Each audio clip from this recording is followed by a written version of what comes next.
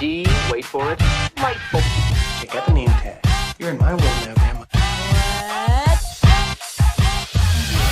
What's up, nerds? So I saw Justice League Dark, Apokolips War, and this is my review for that movie. And before I get started, I just want to say that if you like what I do here and you enjoy independent content here on YouTube, please consider subscribing to my channel. YouTube within the last 6 months did a old account and a bot cleanse, and there was some collateral damage.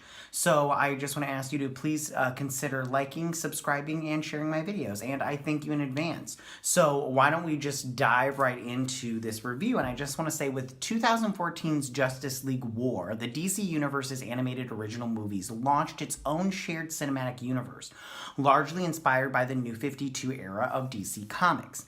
Now, after 14 movies, the story comes to an end in Justice League Dark, Apokolips War, bringing together the iconic superheroes for a final battle against Darkseid as he sets his sights on Earth once again. The film is certainly the most ambitious and bombastic entry in the shared cinematic universe, although it's also an unrelenting, violent, and grim conclusion to a long-running story, and we'll talk about that in just 1 second. Now, learning that Darkseid intends to launch another invasion of Earth, the Justice League Dark, and Teen Titans join forces to launch a preemptive strike against Apokolips. However, the teams quickly discover the villainous new god has anticipated their actions and instead puts them on the defensive as they mount a desperate last stand on Earth to stop evil incarnate. Along the way, heroes and villains outside of the three teams return to assist in the battle. Now, this is told largely from the perspective of John Constantine. This is certainly the darkest of the 14 films in the shared cinematic universe. The high stakes are underscored from the outset by the noble deaths, often displayed in gruesome and unrelenting fury. In fact, when people started to die on the screen, I was watching this with my 4-year-old daughter, who likes to watch animated movies with me and a lot of superhero movies, which I'm totally cool with, but I quickly had to turn it off and make her leave the room because we could no longer finish it together because the death scenes were just too gruesome. I mean, when King Shark is, ripping people in half, or the Dooms parademons, they were like ripping people in half or whatever.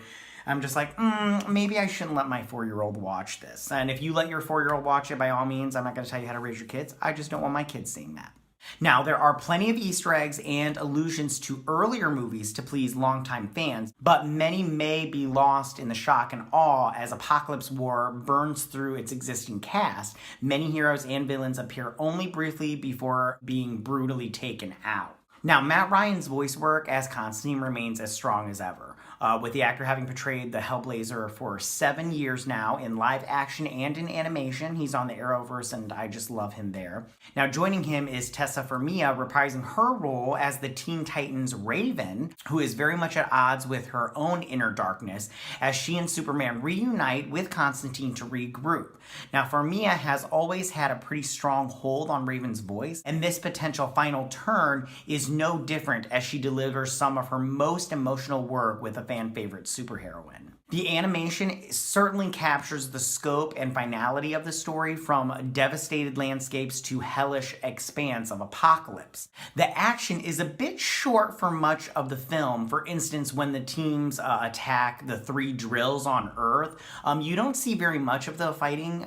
You see small snippets of each team attacking each drill, but the climaxes for those sequences really go for broke, as many of the characters get one final chance to shine. And in keeping with the tone set by the Suicide Squad in Hell to Pay, it's clear this animated movie is not for younger audiences. As I mentioned before, I could not watch this movie with my young daughter. If the heightened violence wasn't a dead giveaway, with even more family-friendly heroes employing coarse language as the stakes increase. So in conclusion, the DC animated movie universe certainly goes out with more of a bang than a whimper in Justice League Dark Apokolips, but it's never easy watching fan-favorite characters go down, particularly so brutally. Some of the violence borders on unsavory and is a bit more than audiences may be accustomed to in the DC animated film.